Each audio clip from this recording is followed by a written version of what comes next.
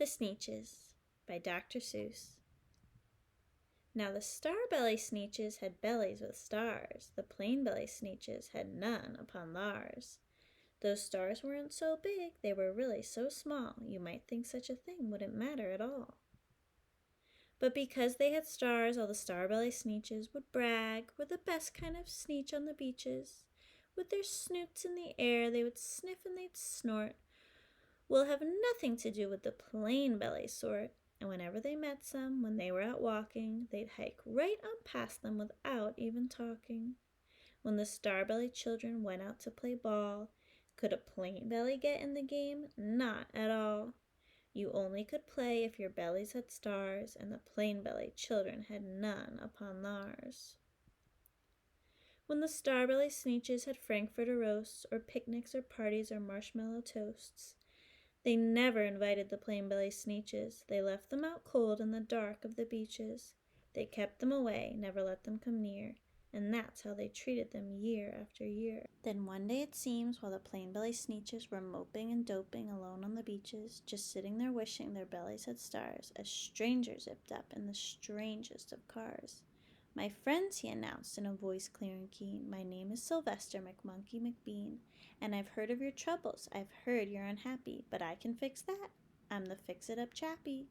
I've come here to help you. I have what you need, and my prices are low, and I work at great speed, and my work is 100% guaranteed." Then quickly Sylvester McBean put together a very peculiar machine, and he said, "You want stars like a star-belly Sneetch? My friends, you can have them for $3 each. Just pay me your money and hop right aboard." So they clambered inside, then the big machine roared, and it clonked and it bonked and it jerked and it burked, and it bopped them about, but the thing really worked. When the plain-belly Sneetches popped out, they had stars. They actually did. They had stars upon theirs. Then they yelled at the ones who had stars at the start, "We're exactly like you can't tell us apart. We're all just the same, now you snooty old smarties, and now we can go to your frankfurter parties." "Good grief," groaned the ones who had stars at the first, "we're still the best Sneetches, and they are the worst. But now how in the world will we know," they all frowned, "if which kind is what, or the other way round?" Then up came McBean with a very sly wink, and he said, "Things are not quite as bad as you think.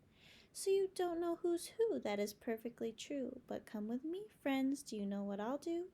I'll make you again the best Sneetches on beaches, and all it will cost you is $10 eaches."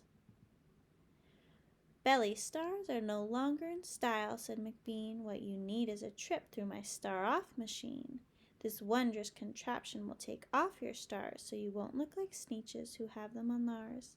And that handy machine, working very precisely, removed all the stars from their tummies quite nicely. Then, with snoots in the air, they paraded about, and they opened their beaks and they let out a shout, "We know who's who, now there isn't a doubt. The best kind of Sneetches are Sneetches without." Then, of course, those with stars all got frightfully mad. To be wearing a star now was frightfully bad. Then, of course, old Sylvester McBean invited them into his star-off machine. Then, of course, from then on, as you probably guess, things really got into a horrible mess. All the rest of that day on those wild-screwing beaches, the fix-it-up chappie kept fixing up Sneetches.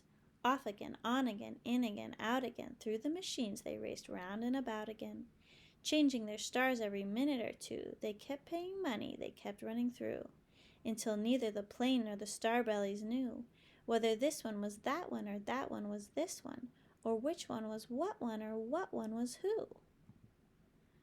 Then when every last cent of their money was spent, the fix-it-up chappie packed up and he went, and he laughed as he drove in his car up the beach. "They never will learn, no, you can't teach a Sneetch."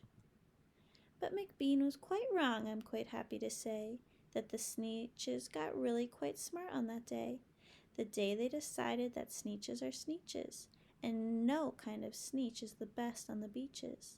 That day all the Sneetches forgot about stars, and whether they had one or not upon theirs. For reading response and social emotional learning activities to go with this book, click the link below the video. There's also a link to buy the book for a screen-free story time. Please like, share, and subscribe for more videos like this. Thank you for reading with us.